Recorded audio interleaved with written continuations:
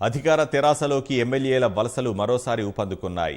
ఇతర పార్టీలకు చెందిన 3 శాసనసభ్యులు 2-3 రోజుల్లో తెరాసలో చేరేందుకు సిద్ధమవుతున్నారు. ఇప్పటికే కాంగ్రెస్ కు చెందిన 10 మంది ఎమ్మెల్యేలు తెలుగుదేశం ఎమ్మెల్యే సండ్ర వెంకటవీరయ్య తెరాసలో చేరుతారని ప్రకటించగా, మరో 3 శాసనసభ్యులు చేరితే కాంగ్రెస్ అసెంబ్లీలో ప్రతిపక్ష హోదా కోల్పోయే అవకాశం ఉంది.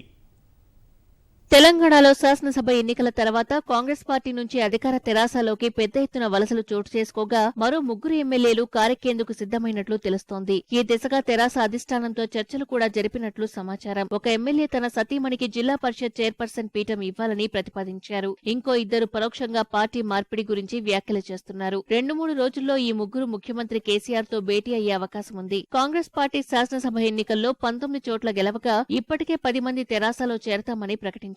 మరో 3 చేరితే ఈ సంఖ్య కాంగ్రెస్ బలంలో 3/2 అవుతుంది. అప్పుడు వారు కాంగ్రెస్ శాసనసభాపక్షాన్ని తెరాసలో విలీనం చేయాలని శాసనసభాపతికి లేఖ రాస్తే ఆ ప్రక్రియ జరిగే వీలుంది. గతంలో తెలుగుదేశం శాసనసభాపక్షం, కాంగ్రెస్ శాసనమండలి పక్షం ఇలాగే తెరాసలో విలీనమయ్యాయి. ఇదే వ్యూహంతో తెరాస కాంగ్రెస్ అసమ్మతి వర్గం ముందుకెళ్తున్నట్టు కనిపిస్తోంది. ఇది జరిగితే కాంగ్రెస్ పార్టీ శాసనసభలో విపక్ష హోదాను కోల్పోతుంది. సభలో మొత్తం బలం 10వ వంతు సభ్యులు ఉంటేనే ప్రతిపక్ష హోదా దక్కుతుంది. నామినేటెడ్ ఎమ్మెల్యేతో కలిపి తెలంగాణ శాసనసభలో 120 మంది సభ్యులుండగా ఇప్పటికే తెరాసకు 91 మందితో పాటు కాంగ్రెస్ నుంచి 13, తెలుగుదేశం నుంచి 1 చేరితే తెరాస బలం 105కు చేరుతుంది. మరోవైపు ముఖ్యమంత్రి కేసీఆర్ తో శనివారం మంత్రులు మహమూద్ అలీ, శ్రీనివాస్ యాదవ్, నిరంజన్ రెడ్డి, ఎమ్మెల్యేలు పువ్వాడ అజయ్ కుమార్, భాస్కర్ రావు, అరికెపూడి గాంధీ, మాగంటి గోపీనాథ్ భేటీ అయ్యారు. స్థానిక సంస్థల ఎన్నికలు, ఇతర అంశాలపై వారు చర్చించినట్లు తెలుస్తోంది. నిర్మల్ జిల్లా పరిషత్ చైర్పర్సన్ పదవికి తనయుడు గౌతమ్ సతీమణి దివ్యకు